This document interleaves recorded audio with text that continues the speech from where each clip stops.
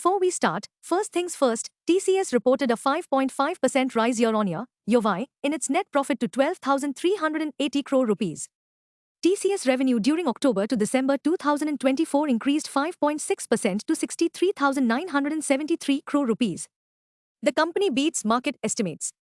Meanwhile, FII's selling continues to haunt investors at Dalal Street, as in this January month so far, they have sold to the tune of Rs. 19,102.80 crores. Please note, total FII selling has crossed over 2 lakhs crore since 27 September, the day Nifty hit an all-time high at 26,277.35. Blame the pessimism also to the uncertainty with regards to Fed rate plans.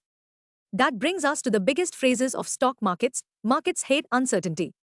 Honestly speaking, when uncertainty rises, all other things being equal, you can expect stock prices to simply drop. Simply put, the gloomier the outlook, the bigger the discount investors demand. At the moment, Nifty and its stocks are worried as the December Federal Reserve meeting has signaled central bankers' uncertainty over potential Trump administration policies. So, the trading theme revolves around uncertainty with regards to uncertainty around what President-elect Trump will do after he takes office as US President on 20th January. Long story short, agreed, uncertainty leads to chaos in markets, but that said, uncertainty also allows to earn attractive returns on backdrop of lower prices. Big-time investors know with heart of hearts that risk and return go hand in hand. Hopefully, inflation in the US cools toward the 2% target, supporting additional interest rate cuts this year.